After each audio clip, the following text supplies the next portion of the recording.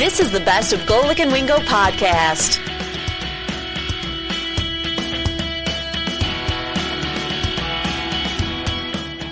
All right, Golic and Wingo here on ESPN Radio, ESPN2. We're presented by Progressive Insurance, and we've got a lot of big news coming out about a very real league right now, a very growing league right now. But you just shook me during the Sports Center read. Oh, yeah. We need to address what you just showed me. The G League news didn't shake you right now? Well, the things going on yesterday, guys potentially choosing a different path that could rupture the NCAA? I was prepared for that. I was not prepared for what you just showed me. Yeah, no. Also, there was a video going around yesterday on the internet that someone actually checked a box of crabs on the plane, and that box exploded by the baggage carousel, and so there were just probably tens of crabs crawling all over the baggage carousel at some airport. Oh my God! like it's not trepidatious enough to fly right now. Terrifying. And then you go to get crabs your bag. on a plane. There's crabs on an airport. They're literally on the carousel, wheeling around. At least I know I can outrun a crab, so I'm not too worried about that. Yeah, no, it's just kind of like numbers, man. Numbers. It's a haunting visual. Yeah, you get cornered. There's too many of them. They've come for their revenge. It's incredible. Yeah. So to the actual point we were talking about, as Golic and Wingo is with you here on a Friday morning. Yes, exactly. And before we even get to that point, we do have our usual Friday tradition around here now. Our tail of the tape, our manufactured competition, because until we get to things like the PGA holding events and potentially what could go on with NCAA football, we got to fill the time in the meantime. And so we've done that by manufacturing weird little competitions to try and hold y'all over on this one. So this week, in honor of The Last Dance, Michael Jordan's documentary that's going to start on Sunday, that that Last Dance Bulls team, we decided to go with, in MJ's honor, great bald men in sports history to go through this one. We weren't going to include Michael Jordan because he would win the whole thing. He's the GOAT. And so we wanted to start this off with the tail of the tape bald legends, and the first round is the NFL division. So let's start this one off with our first contestant. A 6-foot linebacker, proud owner of one of the most iconic interception returns in Super Bowl history, and the record for most middle fingers directed at the Hard Knocks cameraman, a former Defensive Player of the Year, an internet sensation for insane workout videos, and also cracking an egg with his bicep because why the not? From Kent State in Ohio, James Harrison.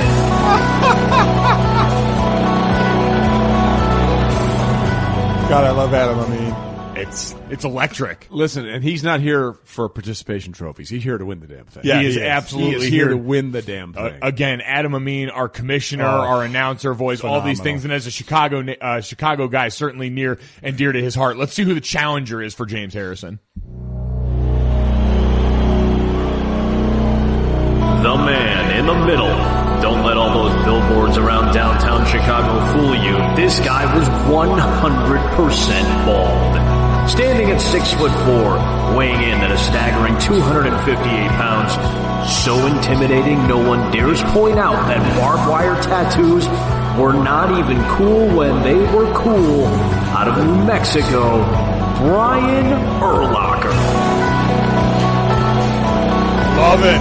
This is a tough one. Urlacher against Harrison. Wow. Yeah, now early lead. I honestly thought this was going to be a runaway for Brian Urlacher, like one of the true famous bald heads in NFL history. But Harrison is here. He gives zero you-know-what. People are scared of James Harrison. Yeah. They may vote for him just because James Harrison may find out they didn't vote for him. 58.7% of the votes right now for Urlacher. So in the early going, at Golic and Wingo, you can vote on that. It's been up since 6 o'clock. You can vote on that for the rest of the hour. We'll have more baldies for you certainly here. I just enjoyed that Brian Urlacher was a middle linebacker. He was technically the man in the middle from New Mexico, Luke Longley. That could not have matched up any better in all this. The simple thing. Honestly, I mean, I love Urlacher, but James Harrison scares me to death. Scares me to death. His workout videos were ridiculous. And he is not here for your participation No, he is trophies not. in any No, way, he shape, is or not. form. So we'll keep that going throughout the day.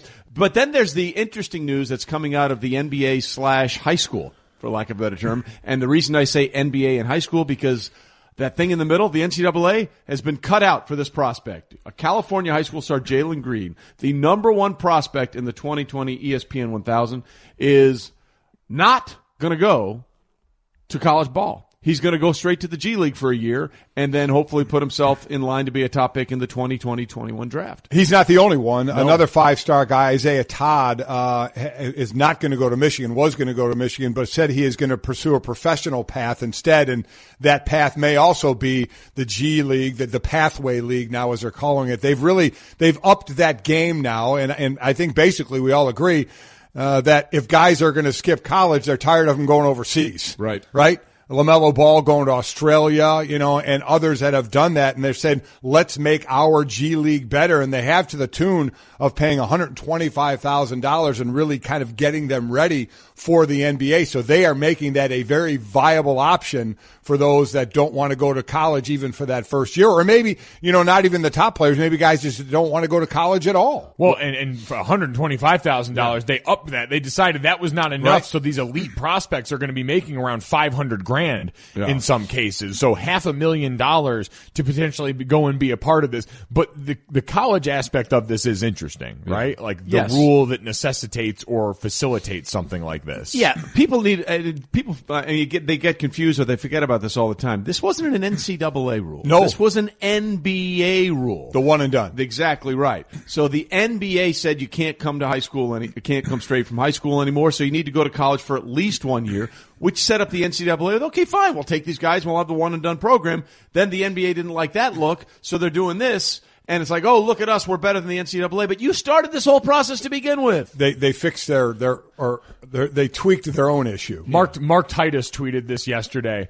1, NBA adds rule making prospects be year out of high school, basically forcing guys to play for free in the NCAA. 2, NCAA corruption skyrockets. 3, NBA exploits opportunity, pumps up G League, signs number 1 recruit. 4, everyone applauds NBA for sticking it to NCAA and fixing the problem that they created. And while maybe I'm not that cynical about it, it is worth noting in all this. Now, this was something that came up too. There had been talks of eliminating that one and done rule. Right. And our own Adrian Wojnarowski tweeted yesterday, as NBA and NBA PA talks on eliminating the one and done remain stalled, strengthening the Pro Pathway initiative became even more important to Adam Silver. In many ways, this is a bridge to that eventual day. LaMelo Ball and RJ Hampton signing in Australia accelerated these changes. So I think this criticism has an end date because I believe ultimately they're going to get rid of the one and done right now. I think by 22, I think in that area there. Hopefully, and that's if these the talks get back on course, if they become unstalled, for lack of a better term.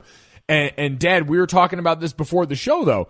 This could still be a viable option for some guys, and quite frankly, maybe closer towards the middle ground guys that could really hurt the NCAA. There are plenty of guys, let's be honest, who don't want to go to college, who don't want to have to put in, that time in college, and now they may have a viable option that will pay them well. As you mentioned, the top guys, like the Jalen Greens may get upward of $500,000.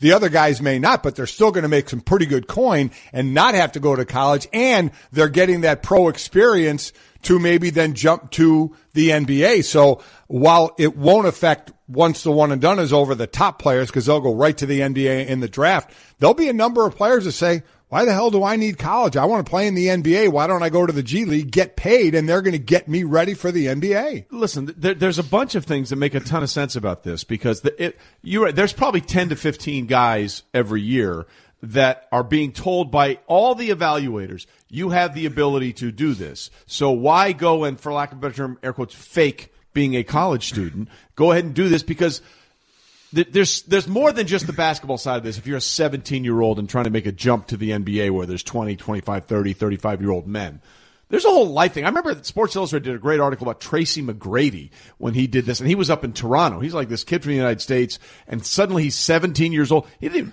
even, how do I pay my bills? How do I wash my clothes? All that kind of stuff when you're protected as a high school kid. Your parents do all that for you for the most part. And that part of the learning curve is just as important as the basketball part if you're trying to make that quantum leap. Well, and it sounds like that's really like the holistic approach that this whole thing is aimed at, the idea of getting veteran players that were a part of the G League to be a part of this process in helping groom these guys, not throwing them immediately into G League games. They would play a couple of G League games that wouldn't count towards the overall season for them. They would play games against other groups coming in on that. They would have a process to essentially wean them into the NBA lifestyle, for lack of a better term, and you would get all of the coaching in those other areas. It's sort of akin to when you go and train for the combine, these big box facilities, these big box training facilities, they're going to give you the ability, teach you about a lot of the things that you're going to face throughout that process. That's kind of what the NBA, and I think that's the part that I would be most willing to applaud in this, is if you're going to do this,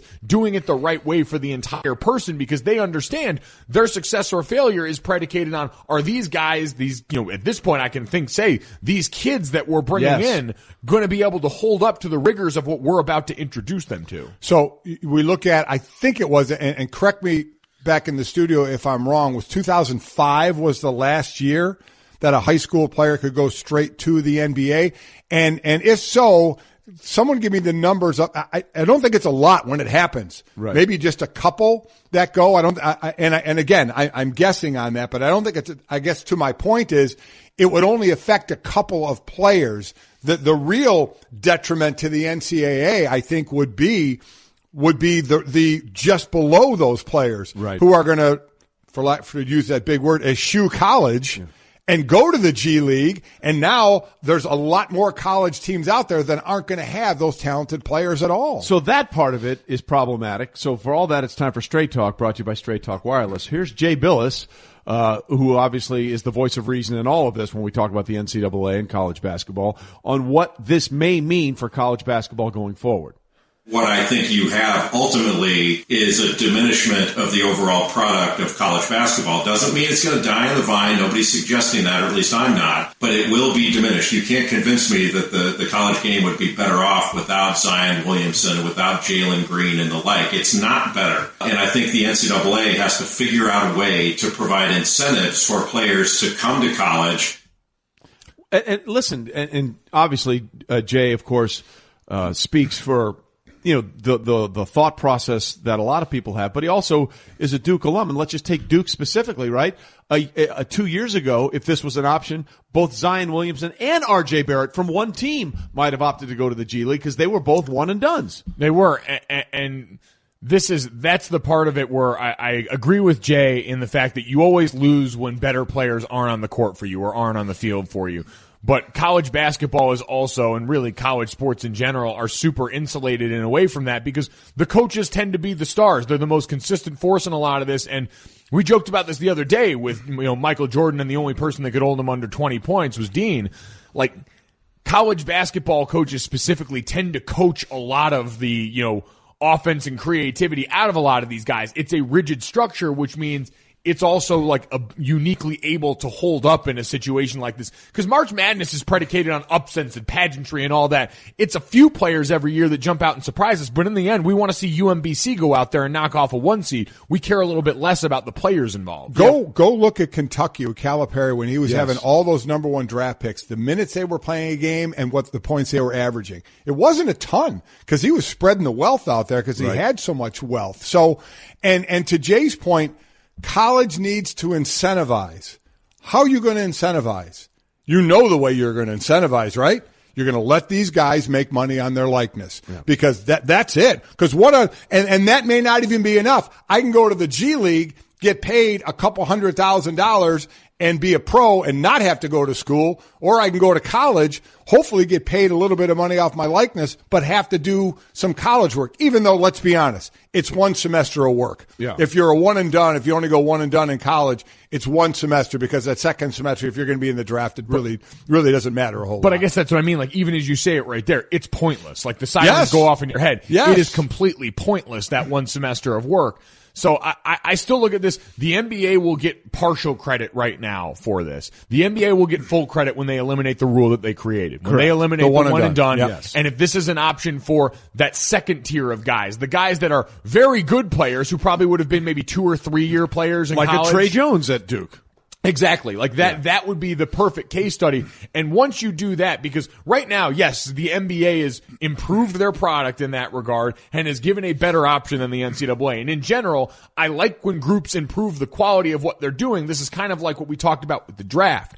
Because if you do that, now you force the other group. The NCAA could respond, it could get mad, or it could improve its product and make it a more appealing place. But the NBA is doing the big brother thing right now where we say, well, we've got this one and done rule, so you kind of have to eat a fistful of what. The other thing I'll say too is not every college athlete is going to college and like, oh my God, where am I getting, my next dollar from? Some come have a little bit of money or don't come from a background where they're always looking for money. So, and let's be honest, going to Duke for a year is way more appealing than playing in the G League. Going to North Carolina for a year, and that getting experience. that college experience and playing for Duke, for North Carolina, for one of the big boys, is taking the money. If a player doesn't have to worry about the money right now, that's the one thing college does have. To me, that's way more appealing than the G League. All right, so let's try and do the impossible, right? Let's try and do a projection, because right now it looks like Jalen Green and in all likelihood Isaiah Todd, two of the top guys coming in, are going to go the G League route. One we know is, the other one is not confirmed yet, but it looks like it's headed that way. And let's say it works out for both of them, that they make close to $500,000, and then they're good after 1 year in the G League in the NBA. That's going to have a trickle-down effect. Those numbers are going to start to rise. So what are we literally looking at? 10 to 15 top prospects every year that'll do the G League and skip the college thing completely? I think it'll probably be even fewer than that to start, if we're being honest with all this one. I think so as well. Until you see enough proof of concept in a lot of that, because when you think about it, we're talking about like guys that are lottery picks potentially, right, that are going to be the ones in that. Everyone else has to do some improvement of their stock. But if you get a couple of those guys, and then you get some guys in that next layer down of those guys just outside of the lottery who could be first rounders, like Trey Jones is the perfect example of that. And all of a sudden that becomes an option for their development. Because the college experience thing, Dad, I'm with you. There's some value in that. But even money aside, if your goal, which 90% of the guys, maybe 99% of the guys that play college sports, especially for football and basketball, are doing so because they also have dreams of playing at the professional level. And if this level is going to better prepare me for what the professional game is going to ask of me, because again, we hear all the time, the college game is not emblematic of the NBA game in a lot of ways. It is overcoached and overdone in a lot of these circumstances. If I can go to something that's going to show and prove it'll better prepare you for the thing that I want in all of this, there's a lot of value in that ain't dollars and cents. So here's another thing, though, that is dollars and cents if players want to worry about it as well. Are you, and let's take Zion out of it. He kind of surpassed everything. Take the guys, just below him. If they went to the G League for the year, or they were the stars in college like we had last year or 2 years ago, I mean, it was something, right? Not only Zion, but there were others out there. What does it do for them from a marketing standpoint of that first shoe deal they're going to get? There's one thing about it. You go to the G League, you're going to be lost, right? You're not. Those games are for now. Yeah. Right. But my point is, what does Nike and Adidas and everybody see? They see you at Duke for that year. They see you become this star. And I think that adds value to that initial shoe contract you get, instead of going to the G League where all of a sudden your name isn't heard from again until the next NBA draft, unless somehow, some way the G League becomes more prominent, which, let's be honest, I doubt it. I doubt it. Well, I know the Summer League became more prominent because of Lonzo Ball. I get it. But the G League is not going to be that. There's value outside of the drawing the paycheck for playing the game, of the marketing that you can get by playing big-time college basketball. There is value in that, but there's value in that because of what you just said. The player, Zion Williamson, Lonzo Ball. If big players start going to the G League, I think you will hear more of the G League. I think you'll hear more of that, but I get it. The platform is worth something. The problem is Zion is an outlier for a number of reasons. He's an outlier. But it was a multiplier for even what the platform can offer you. Like, in general, yes, college basketball can make you more well-known, but I'd be curious, like, the reason we had all that impropriety in college basketball is because shoe companies have these kids on their radar from a much earlier age. Like, if you're a star high school player, you could get a shoe deal right out of that. Like, that's why we had, allegedly, shoe companies offering all of this money to try and get kids to certain From what schools we've heard, to ensure that they would come with that shoe company after. Like, these guys are commodities from the jump already. And so I think in general, for a player that's not on the Zion level, the difference of what you have going in and what you have coming out. I'd be curious, and I don't know if there's any way to quantify that, but I'd be curious if that's even worth as much money as we're talking about here relative to being able to go out, become a pro now, earn that money in the year that you're talking about, and begin negotiating immediately with the people that are going to be your shoe contractors. Yeah, there is certainly value, whether it's Michigan State, North Carolina, Duke, these Kentucky, these blue blood basketball programs, and there is a bump from that. But at the end of the day, what's the line? The talent. You go where the talent is, right? And if the top talent starts going to the G League, I think they're going to see a lot more eyeballs because everyone from Jonathan Givony and Adrian Wojnarowski are telling people, hey, these are the best prospects, and that's where they're going to be. That's where the eyeballs are going to go.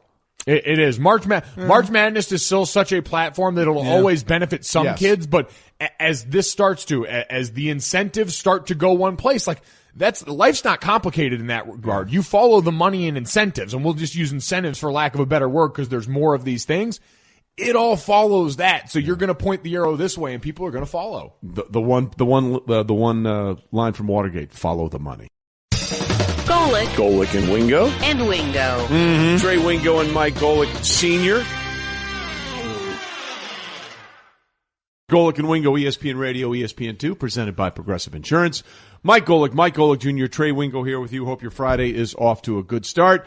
As we're beginning to see some potential signs of good news on the sporting front, the PGA Tour has announced they will be resuming play in the first 10 days of June, with the first stop being the Charles Schwab Challenge, played at Colonial in Fort Worth. And obviously there's going to be a lot of pressure if they're the first one out of the gate to make sure they get everything correct. Yeah, and the pressure I don't think is going to have anything to do with the play. It's going to be how they handle the entire situation. And again, it is different than other sports where they're talking about the biodome for baseball. This is players flying in, flying out, going to another place, flying in, flying out. How are you? I think the key thing, and you touched on it, Mike, was how are you handling the procedure of not just the players and the caddies, but the workers that are going to have to be involved, the testing, and to make sure this thing doesn't carry on. It is all the same problems of the biodome magnified by 1,000 because you've got people coming from all over the place. And we went through this with the WWE, who, when we talked to Triple H, said they did not have a testing policy or program in place for that WrestleMania that they filmed at their training headquarters. Now for the PGA, it is going to be on them to say, all right, what do you have in place? Because it is markedly more important now with the amount of variables that are going to be involved in this. Yeah, it's one thing for the WWE to get away with that. That's not going to fly. The WWE did it in one spot for 2 days. Correct. This is constantly moving with Right. people leaving where they're going back to somewhere else, and then going to the new spot. I mean, yeah, the constant testing that's going to have to go on. I'm sure a lot of people will be interested in the plan that they have. And all of that, of course, is the good news. And then the other part of this is what we learned yesterday, is that another NFL player has tested positive for COVID-19, and that is a member of the All-Decade team of the 2010s and the Super Bowl MVP of Super Bowl 50, Von Miller of the Denver Broncos, said it's problematic for Von because he has a little bit of an asthma thing and he's allergic to a lot of things. His cough wasn't the same, so he went and got tested. He'll be on NFL Live today at 2 o'clock to talk about that because he wants the message to get out there that, hey, this can happen to anybody. And speaking of the NFL, we're all in for teammates trying to make their team better, right? That's a good idea. Yeah, and we see guys recruit other guys all the time to that end. It's a pretty normal part of the process. But there's also another part of that process if you're recruiting someone in when you already have somebody there playing that position and it feels like the organization has put their weight behind him. So here's what's going on. Leonard Fournette, the Jags running back, he's making a pitch for someone who is on the open market, a former MVP as well, also playing in Super Bowl 50, someone that Von Miller sacked on more than one occasion in that game, and that would be former Carolina Panthers quarterback Cam Newton. Here was what Leonard Fournette said on First Take, making the pitch for Cam Newton to come and join the Jacksonville Jaguars. Cam went to the Super Bowl. He's a great guy. I've been on Cam for a minute now. And like I said, like I told some people that talk to me, there's no disrespect to Minshew. You know what I mean? I'm just trying to get in the best position that as a team as we can win. And that's all that was about. Just a friendly competition because they bring out the best in people. And he's right, and Cam Newton on the Jacksonville Jaguars would be very interesting. But whenever you have to say, hey, no disrespect to blank, there is disrespect headed to blank, and that would be our Jordan mustachioed loving friend, Gardner Minshew. It's a matter if you want to say that publicly or not, right? You can think it. You can maybe go to your own brass and say, hey, I think it'd be a great idea to have Cam. I probably wouldn't go down the road of saying it publicly. And because I don't know what good it does. Because the public isn't making the decision, the brass is making the decision. So there's a phone call, at this point, a phone call or a Zoom meeting, to maybe get your intentions out there. I personally, again, this isn't the end of the world. This isn't, oh my God, DEFCON 3. I can't believe he did this, but it's just something if I felt that way, I would talk to the brass and say, hey, this might be a good idea, but I just don't know if I would do it publicly. Yeah, it's a little messed up, from a teammate to teammate standpoint, especially right now.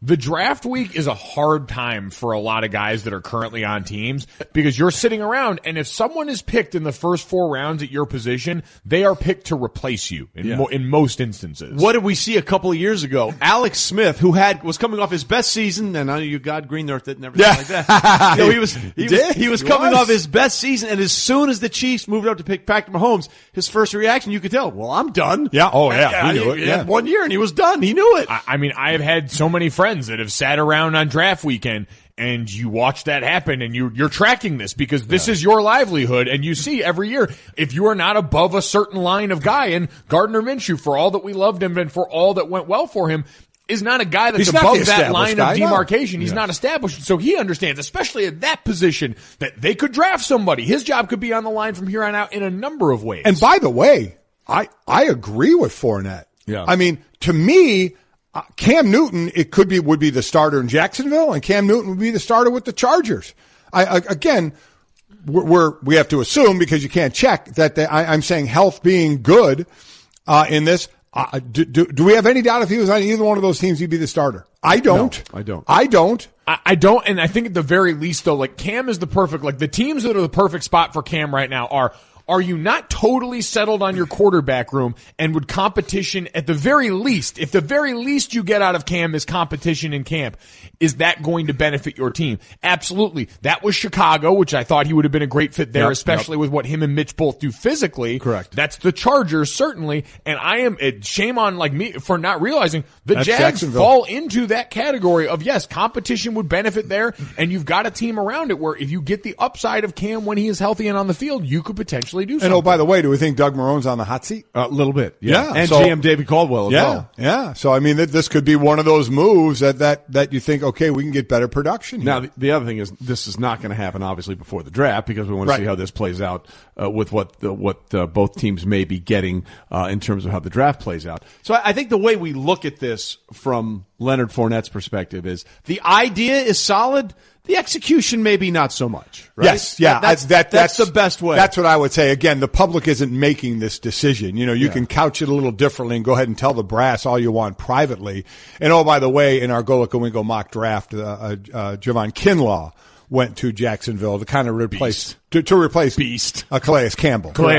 Marcel Darius. Exactly. They got bludgeoned in there. Yeah, they did. So again, and it's funny that was coming from Fournette, who's had his issues. Yes, he has with the front office.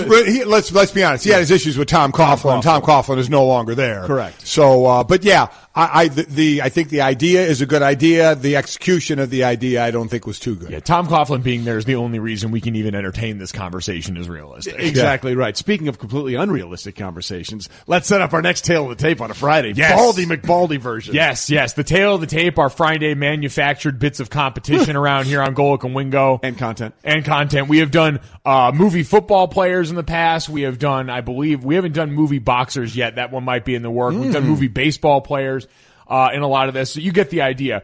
In honor of The Last Dance, the Michael Jordan and Bulls documentary coming out on Sunday, we wanted to honor great bald athletes. Our first round went to Brian Urlacher in the NFL Bald Legends division. He was going up against James Harrison. Brian Urlacher won with 57.2% of the vote. I just surprised it was that big. James, that wasn't the three of us. Correct. Don't be mad at us. Everybody out there voting, so don't come looking for us. Who else wants some of Debo? So we've got that one taken care of. Our vote up for this hour, our Tale of the Tape Bald Legends second round, is the WWE division. Let's go to our first challenger. 6'2". Though he's listed at 252 pounds, in our hearts he'll always be 316. The official human form of all the world's dad strength is the #1 authority on leather jackets and beer, and that's the bottom line, 'cause Stone Cold said so. The Texas Rattlesnake, out of the University of North Texas, Stone Cold Steve Austin. That's some of the best intro music there is. It's awesome. It is some of the best intro music there is. Right there. Here's the problem. All of that is great, and, Stone Cold, awesome, perfect, the music is phenomenal, but the next guy, this is almost unfair to Stone Cold. Well, you know what? Is it? I was going to say, wait for that. As Stone Cold would actually probably tell you, Trey, hold my beer, but here is the next challenger.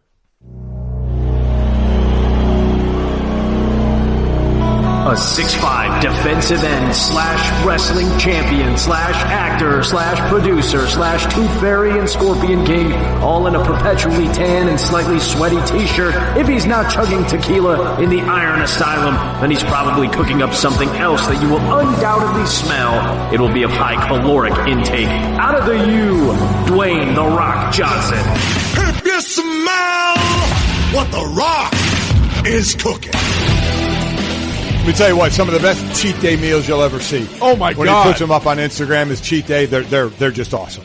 Absolutely awesome. And Trey, I'm with you. The Rock is a global icon. Global icon. He is someone I would very much like to work out with because the aforementioned Iron Asylum looks awesome. Oh, the Iron Paradise? Oh my God. It's incredible. It's unbelievable. That being said, yep. Right out of the gate, we're 1,200 votes in. A lot of votes quick. Stone Cold Steve Austin, yep. 55.8% of the vote leads right now. I am shocked. A lot of people are holding against. The Rock did have hair early on in his WWE tenure, but he is more well known as a bald man. Without question, he's this more is kind of the reverse Urlachers. Yeah. Okay, so basically, AKA nature. So because of that qualifier, do you think that's why Stone Cold may come out of this? Listen, Stone Cold is also incredibly popular because we put this as a WWE matchup. Yeah. The Rock was in that and still obviously is part of it. But Stone Cold is so much entrenched there, and The Rock I know is global and known globally more, but still we know how big wrestling is, and Stone Cold, wow. Yep.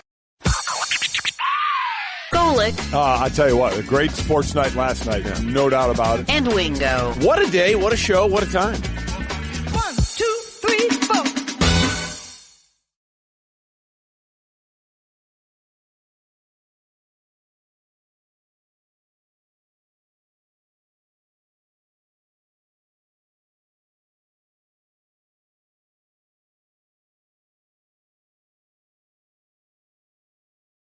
Currently, we're all living in a time of uncertainty, but one thing that these last few weeks have made crystal clear is that we all need to look out for each other and come together to protect the things we care about, including the planet we all share. That's why Allbirds is on a mission to leave the planet in better shape than they found it. Allbirds make shoes from premium renewable materials, and they just announced the carbon emissions for all of their products before they offset them to 0. Allbirds will be listing the carbon footprint on all shoes moving forward, just like nutrition labels on food, but for your closet. Their shoes' average carbon footprint per product is equal to running 5 loads in the dryer or driving 19 miles in a car. They're committed to lowering their shoes' environmental impact over time, so they leave a better kind of footprint. Allbirds knows we can create a more sustainable future, but only if we hold ourselves accountable. With Allbirds, feel confident knowing you're wearing a shoe that's doing right by your feet and the planet. Learn more about their sustainable practices and find your pair at allbirds.com today.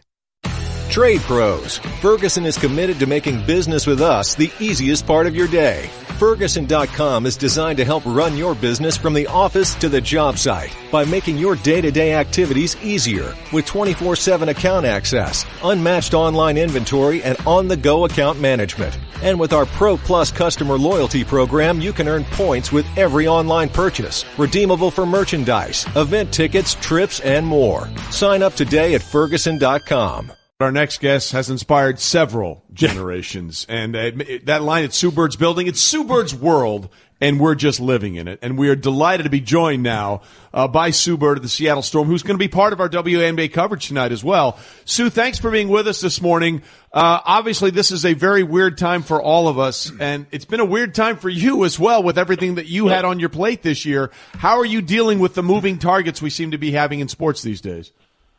Hey, fellas. A little biggie at 8 a.m. I appreciate the wake-up call. We know our people, Sue. We know our people. You knew how to draw me in. Yeah, I mean, it's really weird. It's totally awkward. And I think for someone like myself who was looking forward to the Olympics, looking forward to the WNBA, it feels like this kind of, well, Olympics now is postponed, which is actually, in my mind, a good thing, better than being canceled. But for the WNBA, you're in this like weird holding pattern of like, do I try to go work out? Am I staying in shape, or is this a done deal? Like what's going on? So just like everyone, a little awkward right now. And you've been getting pretty creative with that. I saw you and your girlfriend Megan Rapinoe have been posting some of those workout videos. How has it been training at home together? Yeah, creative is a good word. We have there's been some. Well, luckily we have a Peloton. Honestly, that's like that bike is like unbelievable right now. It's saving our lives. But yeah, there's that home court app where you can kind of mess around and do some dribbling drills. So Megan's been getting involved in that. So that's what you see online. That's just us having fun. Everything else, we go outside, we run. I mean, I'm doing like step ups on a coffee table. It's getting wild. Talking to Sue Bird, again, point guard for the Seattle Storm. I mean, the resume is ridiculous. 3-time WNBA champ, 11-time All-Star, 5-time first-team All-WNBA, assist leader in the WNBA, 4 Olympic gold medals. I mean, the list goes on. And one of those things is back a couple of years, 2002, you were the number 1 pick overall, and you're going to be on the coverage tonight with us on ESPN. And Sabrina Ionescu looks like going to be the number 1 pick for the New York Liberty. So take us back to when you were the number 1 pick and what she probably has going through her mind as she gets ready to be that tonight. Yeah, well, it's funny because if I were her, or I should say if it was back in 2002 and New York had the number 1 pick, I would have been thrilled for the draft. I'm from New York, and that was actually, I was like praying that Seattle would trade the pick, like no lie. It all worked out. Don't get me wrong. I love Seattle now, but I'm excited for her. She gets to get picked by, she gets to live in Brooklyn now. But I think, being the number 1 pick, it's, I actually just did a thing recently with E60 where I talk about it, and I'm almost laughing at the interview because it is a big deal. And here I am in this interview saying like, oh, it wouldn't have mattered. I think it actually does matter. Now that we're kind of in this draft space and we're hyping it up, it does matter. Being number 1 is a big deal. And so I'm excited for her to experience that. Sadly, though, what you quickly find out, or what she'll find out, if not this summer, then next summer, is that means everyone's coming for your neck. So there is something about being number 1 where they like to try to test you and take you down. But I think she's ready for it.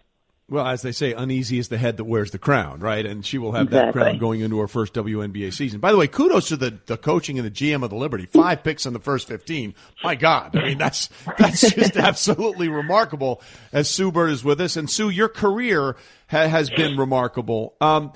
So we sort of referred to you before you came on to us as the Tom Brady of the WNBA because you have a plan that you want to play in the WNBA well into your 40s. How are you keeping yourself, especially in this time, prepared and ready to do what is obviously going to be a very challenging thing physically?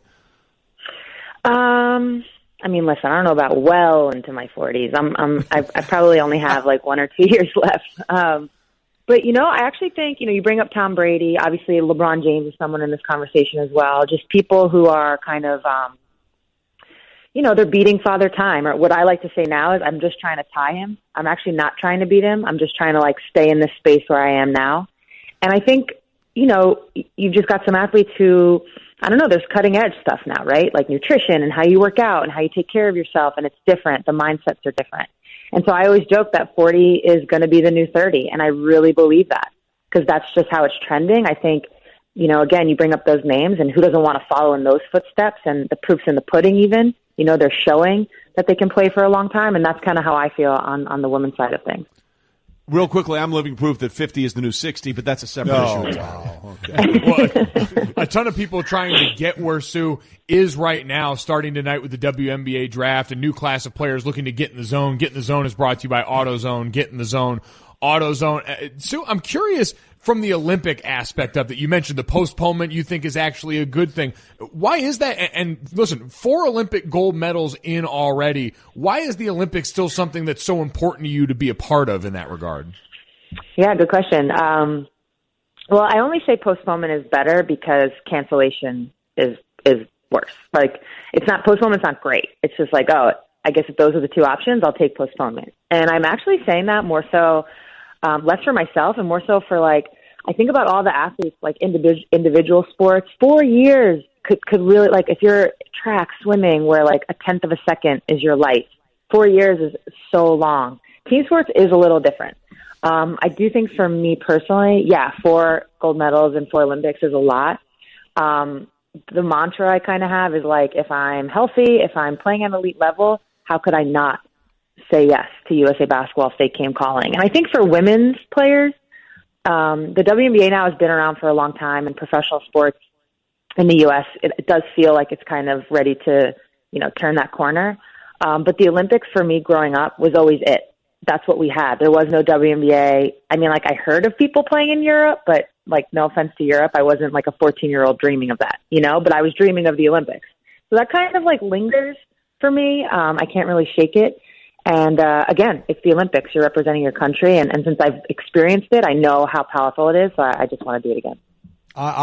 Sue, I am an absolute Olympic freak, and I'm so excited for that. I absolutely love it. So, one other thing that we love watching was the Michael Jordan career, and The Last Dance is going to start on Sunday. Thank God they're starting that early. Many have compared you at times to Michael Jordan. So when you watch this documentary, what are you looking for that maybe you didn't know about Michael Jordan that you're hoping to find out in this? Well, 2 things. One, I've seen some quotes that have come out, and first of all, I was 19, like 5, 6. I'm like 15, 16. That's like, a human being. I should remember this stuff. I don't remember Phil Jackson, like, knowing that he wasn't coming back. I don't remember that. Like, I don't remember that the GM said, like, we're not bringing Phil back. And so that was definitely the last year. I don't remember that. So I'm excited to see how that played out. And then I've seen another quote about Michael saying, oh, people are going to think I'm a horrible guy. I've heard stories about him. I actually, when we were in college, we went to go watch him practice when he was with Washington by then, or he was with DC by then. And like, you heard stories of him like yelling at his teammates, berating his teammates. So I'm excited to see if he's actually, I have a feeling it's not as bad as he thinks from like my standpoint. I don't think it's going to be as bad. So I'm actually kind of excited to see how those 2 things, unfold. Well, it's interesting. We've compared you to Tom Brady and Michael Jordan in the same interview. So that's I know, impressive. guys, bring me on here more often. Exactly. But then I have to ask, if you're compared to Michael Jordan, have you ever punched a teammate in the face? Yeah. No, I mean, okay. You get in your moments though. Never came to blows. I got hit in the ear once, and I was like, "This is what the hell?" She tried to hit me and missed, hit my ear. I was like, "What?" We're talking to Sue Bird, who would very much like her ears not hit anymore. So if we can make that happen, that would be great. Sue, this question I preface is entirely selfish. I am a huge fan. Just prepare for this, Sue. Just be ready. Okay. You're in Megan's sneaker closet is like one of my favorite things I've ever seen. Sue Bird's check-in is obviously a staple for anyone's Instagram. I'm curious when sneakers became like a thing for you, a fascination, and how that sort of Sue Bird's check-in, your role in that community sort of evolved. Yeah, really my whole life. It was like, I can take you back to like elementary school, and, we had like a big field day that was like, at the end of the year, and everyone got put on 3 different teams. It was like the biggest day of the year. And it was like, I have to get a pair of shoes for this. So it was always like, sneakers were always kind of like this, I don't know, this big part of my life. But it really wasn't until a couple years ago, I would say like 4 or 5 years ago, where actually, no, I'm lying, because Megan and I, we've only been dating for like 3.5. So it was like 3 years ago, and I had to clean out some of my closets to make space. This is a true story. And I was like, dang, I have a lot of sneakers. And I knew it, but then I was like pulling out all these retros and like, all the Ps that I've had with Seattle Storm and the Olympics, and I would start posting them online. and people were really responding to it. And I was like, oh, so I didn't necessarily I don't know. I kind of am this sneakerhead where it just kind of happened because through the years I've just kept all my stuff.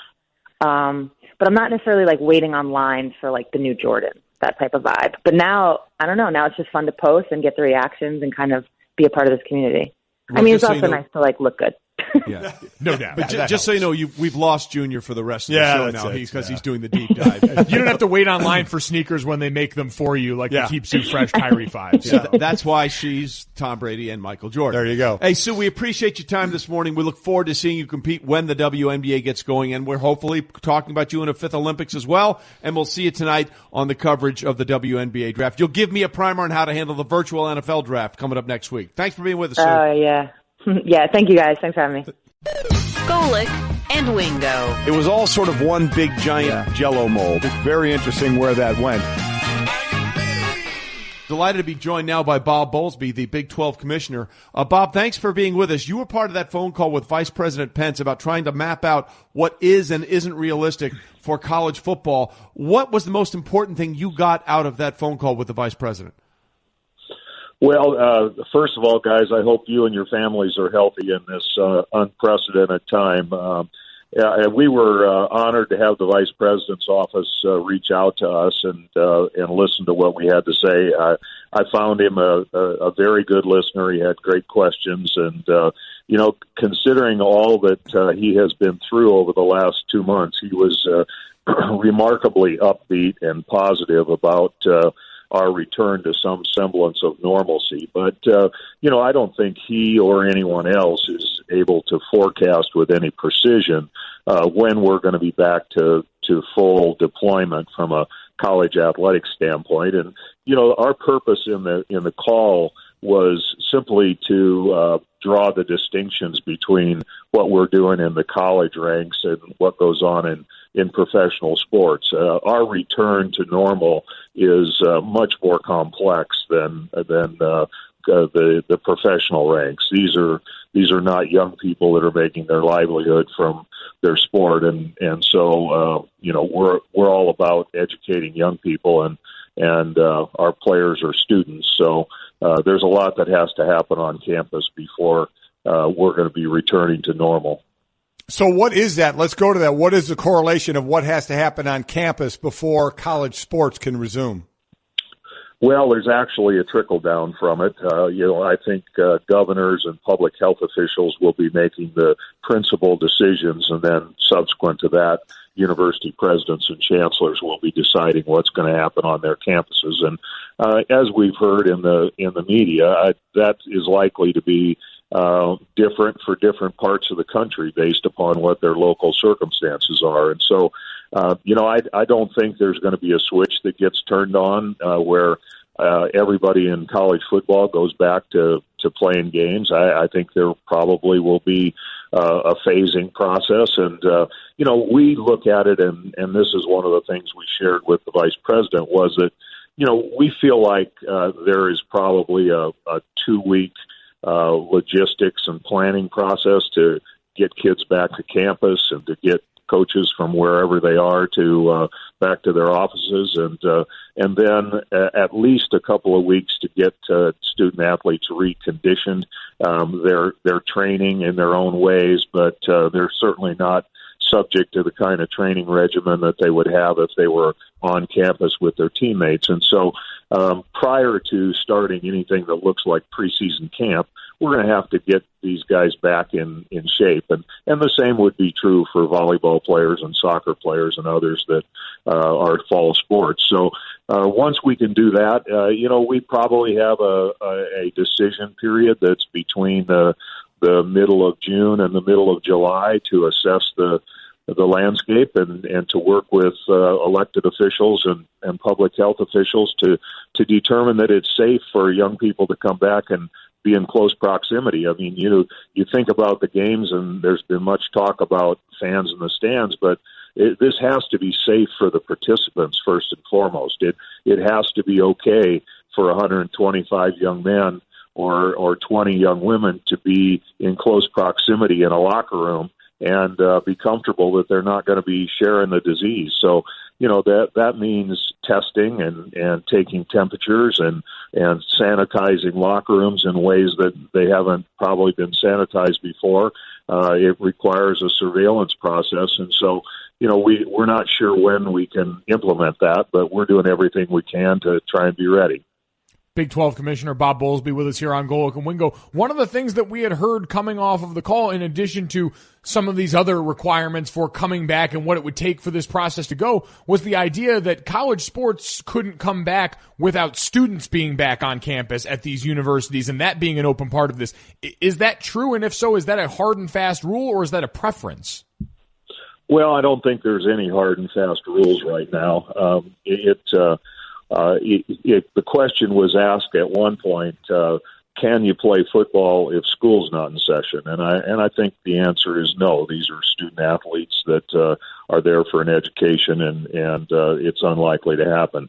If online learning becomes the coin of the realm, and if that can be satisfactorily implemented, I suppose it's theoretically possible that there could be some contest. But, if it's not safe for fans to be in the stands, one has to wonder if it's really safe for young people to be banging heads and in close proximity to one another. So, there's very little certainty in our world right now, and I think this question is a really good example of that. We really don't know, and we're going to have to see what the next 30 to 60 days bring for us. From an athletic standpoint, we're only 30 days into this unprecedented environment. From a national standpoint, it's more like 60 days. So, it's the 17th of April, and we have a little time, and we have a lot of uncertainty, and so I think we're just going to have to wait and see what knowledge we have and do the best modeling we can. We have to look at models that are short of 12 games. We have to look at models that don't start on time on Labor Day, on week 1. We have to look at models that have an abbreviated season, because we, absent a vaccine, we get to November to what is traditionally flu season and viral infection season, and we could find ourselves with a truncated season. We probably will look at spring season and combination between fall and spring, but there's great uncertainty, and all we can do is plan on a contingent basis, and then listen to health professionals and listen to our elected officials. As much as college sports is vitally important to all of us that have been around it for such a long time, in the grand scheme of things, our country has more important things to deal with, and we have to be responsive to those trends and the input that we get. We can't be the driver of it. So, right. The A5 commissioners are meeting every day by conference call. We, despite the fact that we really enjoy beating each other, we also like and respect each other. So we spend a lot of time trying to collaborate and share best practices. And so, it's a very difficult process, but one that we're heavily engaged in, and we'll have to see what the coming months bring us. Bob, the one thing we can take away from this is that everything is indeed on the table. We appreciate your time this morning. We hope you and your family are safe. We know you got big decisions ahead. Thanks for spending part of your Friday with us. Great to be with you guys. Be safe and be healthy. Golic and Wingo. Let's not expect too much. There's only one person out there that's expecting way too much out of this guy too early. We know who that is. It's his father.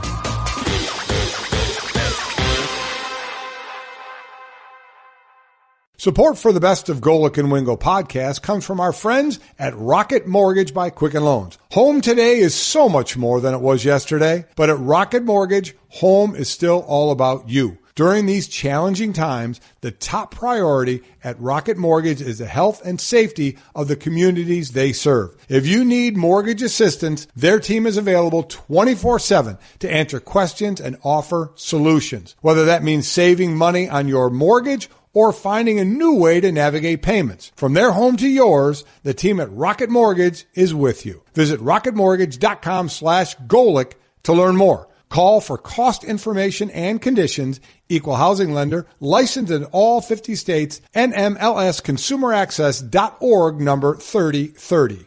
Geico presents Left Brain versus Right Brain. I've decided it's a sensible decision to switch to Geico. Okay, I feel you. We could save ourselves hundreds of dollars a year on car insurance. Oh, and then airbrush a Pegasus on the side of our hatchback. No, we will not airbrush a Pegasus on the side of our hatchback. We will reinvest that savings in a high-yield investment like a mutual fund. Oh, a Pegasus, riding a jet ski, playing a bass guitar. I cannot believe we share the same medulla. Geico. 15 minutes could save you 15% or more. Our NFL insider, Field Yates. Wow. Who, of course, spent some time in the coaching department and the scouting department with the Patriots. And that was Fat Field, by the way. Field was still his chunky Wesleyan linebacker days. Well, that's what he calls him. Field, it is always good to talk to you. You are so much slimmer now than you were in that shot from Super Bowl 42. Well, to be fair, Trey, quarantine's gotten the best of me, so I can't promise that Fat Field is not going to be making a return to your airwaves soon enough once this quarantine is over.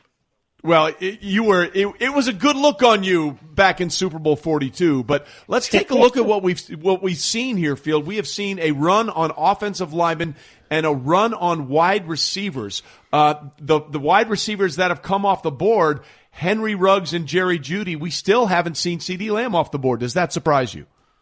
Yeah, it does for a few reasons, mostly because, and listen, every team has a little bit of a different preference in terms of style of wide receivers, but I think that Lamb might have the chance to, he along with Jerry Jeudy should be the two guys that are instant impact players, and obviously understanding that the Cardinals went in a different direction. I think that CeeDee Lamb at the 8th spot is one I'm keeping an eye on just because of the fact that they could use one more wide receiver despite the addition of DeAndre Hopkins and, of course, the connection to Kyler Murray. But all three guys are all really, really, really ready to be an instant impact player, so I won't be totally shocked if Lamb winds up going third out of these three. I just expect that it might be Ruggs who goes third out of these three when push comes to shove next Thursday night.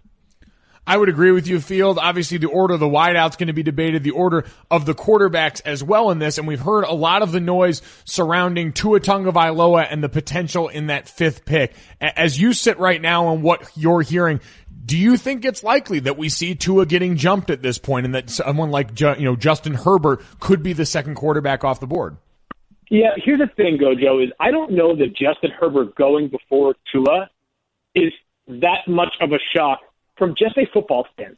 And I understand that, I personally prefer Tua in terms of football ability, and I think a lot of people have evaluated this quarterback class. Maybe even almost all of them feel that way. But I do know there are some people who have believed that Justin Herbert is every bit or at least close to the prospect that Tua is. And I know that Shefty was taking to Twitter this morning remarking on how the Dolphins, for example, tried to get Tua in for a visit, and their doctors haven't had a chance to work with Tua on the medical side because their only exams are the combine exams everybody else had. So I think at this point, nothing would surprise me with the quarterbacks. That being said, it just takes one. So as much as we're talking about the possibility that Tua could slip just a little bit because of the medical question marks, who's to say there's not one team waiting in the wings ready to pounce in the top 5 to 7 selections, or maybe even the top 3 selections to go make Tua their franchise quarterback?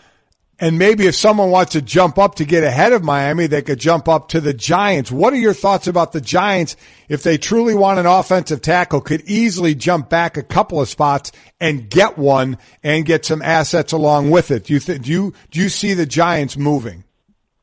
It's possible. But here's the one thing I will say. We learned about Dave Gettleman last year, and we can use this because it's recent history, is that basically his feeling on Daniel Jones was, I don't care if you might be there at pick 12 or pick 14 or pick 17.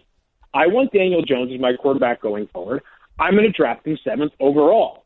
The question is, when it comes to offensive linemen, does he feel the same way that he did about Daniel Jones last year? I compared quarterbacks to shopping for real estate, right? Even if there are 5 houses all in the market for the same price, you might only like one of them, despite the fact that they seem to be about equivalent value. Maybe the question for Dave Gettleman is, let's just say if he stays at pick 4, he's preparing to take Andrew Thomas out of Georgia. Just for example, if they move back to 5 or 6 or 9, would they be comfortable taking somebody like Jedrick Wills or potentially Mekhi Becton? Do they feel as though the value is still there when factoring in the extra draft capital they'd pick up? All right, Field, we're inside a week away, and Mel Kiper just posted an article which was really interesting. His favorite player, not the player that he thinks is the best, but his favorite player at every position in this year's draft. Give us the name of one guy who you really think is going to be a stud at the next level that in all likelihood will not be hearing his name called Thursday night in the first round.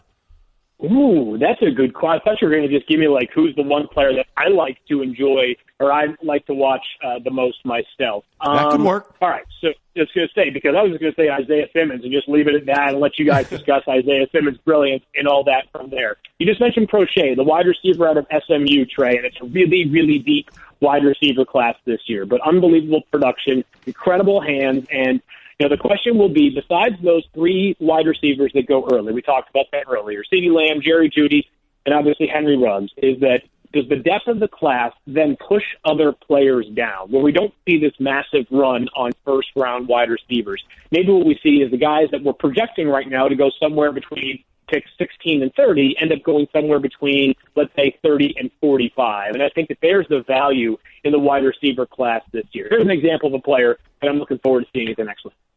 Field, I can't let you out of here without a Patriots question on all this. They're sitting at 23 right now. We know the current state there post Tom Brady. Do you think the Patriots are in the quarterback market at all at the top of this draft? I don't know about at the top of it, Gojo, because here's what I would always say is, like, how much evidence do we have of quarterbacks that slide to 23 that are, no doubt about it, starting prospects, right? Typically what happens is that if there is a quarterback who's really worth the kind of capital you expect a future, franchise quarterback to be, he's going to go much earlier than pick 23. Now, that being said, we have seen, a good amount of quarterbacks that have slid into round two for any number of reasons that have gone on to become starters, whether it's Jimmy Garoppolo, whether it's Derek Carr, whether it's Andy Dalton, Colin Kaepernick. There's a lot of examples of players that were drafted between 30 and 60 that have become reasonable starters. So the Patriots don't have a second-round pick as things currently stand. I do believe, though, that at some point during this draft, they're going to draft a quarterback. I just don't have a great sense of when that will be. Yeah, listen, there are only two quarterbacks now, or Hoyer and Stidham, and we all know Hoyer isn't the long-term solution, and we're not sure if Stidham is going to be either. Yeah. So there will be another quarterback added to the draft. Field, as always, we appreciate your time. Look forward to you being part of everything we do Thursday, Friday, Saturday of next week. Thanks, buddy. Thanks, Field. All right, guys, take care. This has been the Best of Golic and Wingo podcast. You can listen or subscribe on the ESPN app, Apple Podcasts, or just ask your smart speaker to play Golic and Wingo. Plus, you can check the guys out live weekday mornings from 6 to 10 Eastern on ESPN Radio and on ESPN News. Geico presents, not again, another voicemail from your roommate. Hey, man, so I was in a rush to get to work and I left the back door open. Could you shut it? I left it wide open. While you're there, could you also turn off the oven? And all of the burners. My mom never let me use the oven. I wonder why. The Geico Insurance Agency could help keep your personal property protected, like if it's your roommate's first time operating an oven. Visit geico.com to see how easy it is to switch and save on renter's insurance.